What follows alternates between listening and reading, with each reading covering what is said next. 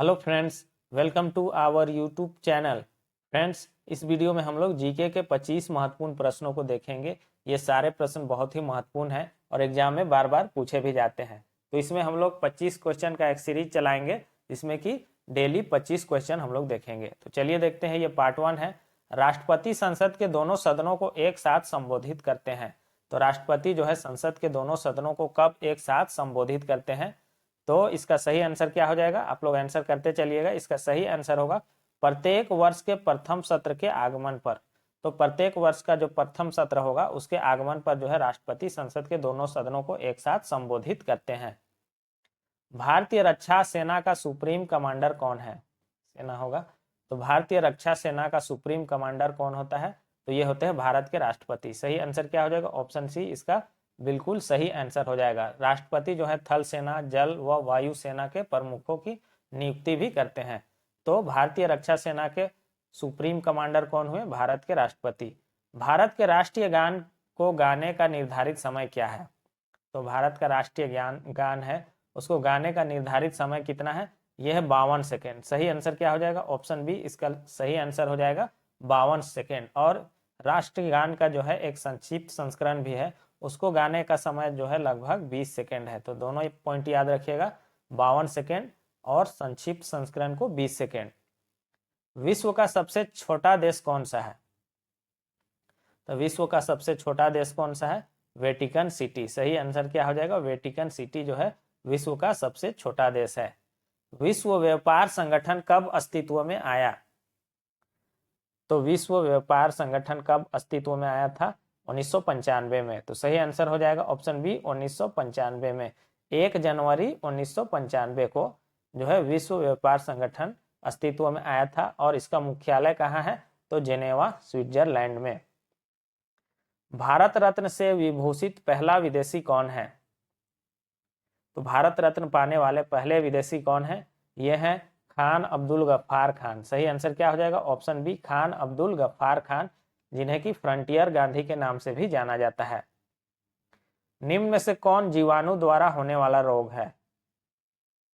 तो निम्न में से कौन सा जो है जीवाणु के द्वारा होने वाला रोग है?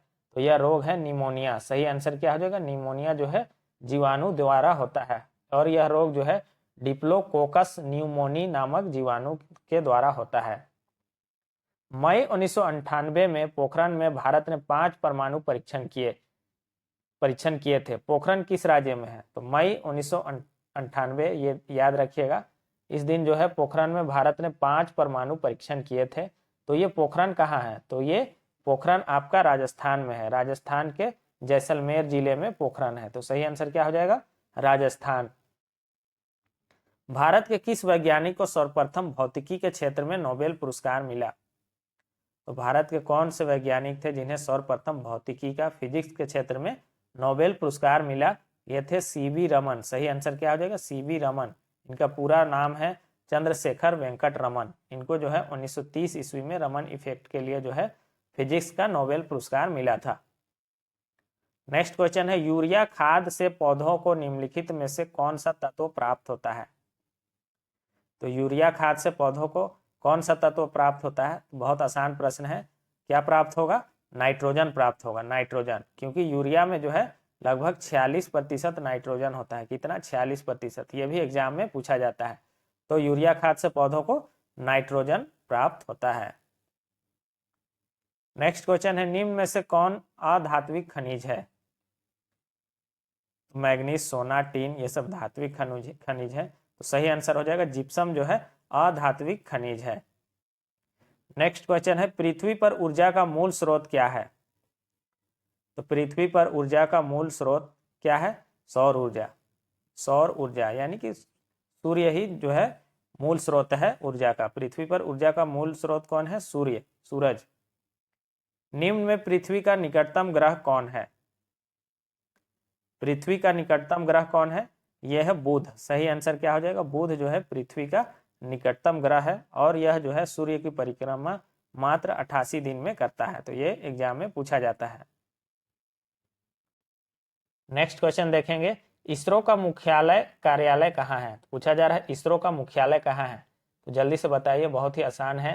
ये बेंगलुरु में है, इसरो का मुख्यालय बेंगलुरु में है। और इसकी स्थापना कब हुई थी?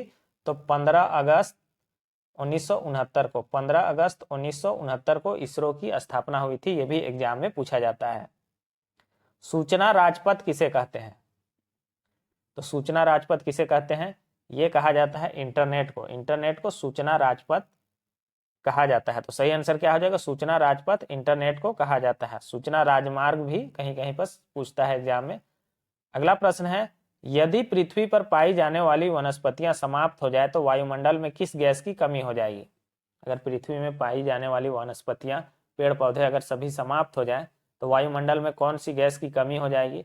तो बहुत ही आसान है, ऑक्सीजन की कमी हो जाएगी और कार्बन डाइऑक्साइड जो है बढ़ जाएगा, क्योंकि पेड़ पौधे जो है ऑक्सीजन बनाते हैं और कार्बन डाइऑक्साइड को लेते हैं और ऑक्सीजन बनाते हैं। तो कार्बन डाइऑक्साइड जो है बढ़ जाएगा और ऑक्सीजन की कमी हो जाएगी। वयस्क मानव के शरीर का सबसे बड़ा अंग निम्नलिखित में से कौन सा होता है? तो मानव शरीर का सबसे बड़ा अंग कौन सा हो जाएगा?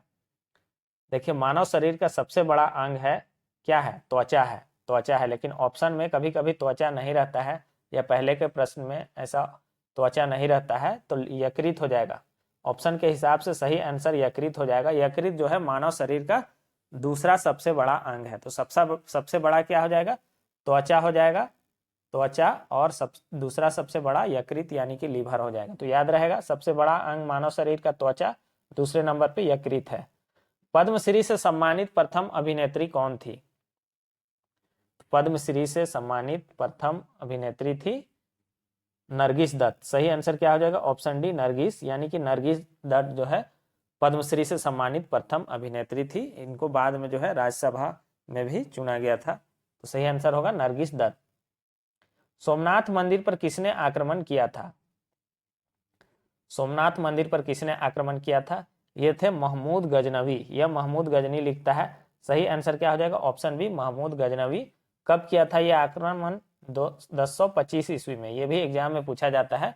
तो महमूद गजनवी ने 1025 ईस्वी में सोमनाथ मंदिर पर आक्रमण किया था, उसको लूट लिया था और ध्वस्त भी कर दिया था। इसने ही भारत पर 17 बार आक्रमण किया है। तो एग्जाम में पूछा जाता है भारत में किसने 17 बार आक्रमण किया है? तो महमूद गजनवी ने। नेक्स्ट क्वेश्चन है, निम्न में से किस में सर्वाधिक विटामिन सी प्राप्त होता है? तो किसमें जो है सर्वाधिक, सबसे ज्यादा विटामिन सी प्राप्त होता है? तो विटामिन सी जो है खट्टे फलों में, खास करके नींबू, संतरा, आंवला, इन सब में विटामिन सी पाया जाता है। तो सही आंसर क्या हो जाएगा? ऑप्शन के हिसाब से संतरा हो जाएगा। अमरूद में भी पाया जाता है, लेकिन यहाँ पर सर्वाधिक पूछा जा रहा है तो संतरा हो जाएगा। तो सर्वाधिक विटामिन सी संतरा में पाया जाता है। और विटामिन सी का रासायनिक नाम पूछता है एग्जाम में, एस्कॉर्बिक एसिड। एस्कॉर्बिक एसिड जो है विटामिन सी का रासायनिक नाम है। पंथ निरपेक्ष शब्द को संविधान में किस संशोधन अधिनियम द्वारा प्रतिस्थापित किया गया था? तो पंथ निरपेक्ष शब्द को जो है संविधान में किस संशोधन अधिनियम द्वारा प्रतिस्थापित किया गया था? तो यह था 42वां संविधान संशोधन 1976। तो ऑप्शन ए इसका बिल्कुल सही आंसर हो जाएगा, 42वां संशोधन, 42वां संविधान संशोधन, जो कि 1976 ईस्वी में हुआ था। नेक्स्ट क्वेश्चन है, राष्ट्रपति राज्यसभा के लिए कितने सदस्यों को मनोनीत कर सकते हैं? तो राष्ट्रपति जो है राज्यसभा के लिए कितने सदस्यों को मनोनीत कर सकते हैं? 12 सदस्यों को। सही आंसर क्या हो जाएगा? 12 सदस्यों को। और ये अनुच्छेद 80(1) के तहत, अनुच्छेद 80(1) के तहत जो है राष्ट्रपति राज्यसभा के लिए सदस्यों को मनोनीत कर सकते हैं। कितने सदस्यों को? 12 सदस्यों को। संविधान के किस अनुसूची में दल बदल के आधार पर अयोग्य घोषित होने संबंधित प्रावधान दिए गए हैं? तो दल बदल का संबंध जो है किस अनुसूची से है? किस अनुसूची से है? संविधान के किस अनुसूची से है? तो 10वीं अनुसूची से। 10 से दल बदल और 10 से 10वीं, याद रखिएगा। दल बदल का प्रावधान जो है 10वीं अनुसूची में है। नेक्स्ट क्वेश्चन है, जब मार्ले मिंटो सुधार 1909 लागू हुआ था उस समय भारत के वायसराय थे। पहला तो पूछेगा कि मार्लो मिंटो सुधार कब लागू हुआ था? तो 1909 ईस्वी में। ये एग्जाम में पूछा जाता है। तो उस समय भारत के वायसराय कौन थे?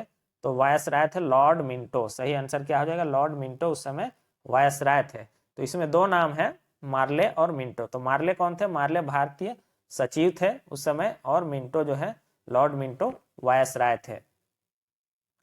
नेक्स्ट क्वेश्चन है और अंतिम प्रश्न है, जलियांवाला बाग हत्याकांड किस वर्ष हुआ? तो जलियांवाला बाग हत्याकांड सबको पता है, ये हुआ था 1919 ईस्वी में। आजकल डेट भी पूछा जाता है, तो 13 अप्रैल 1919 को ये हुआ था, बैसाखी के दिन।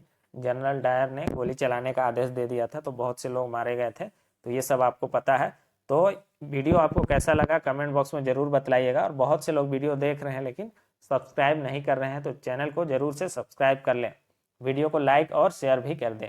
Thanks for watching.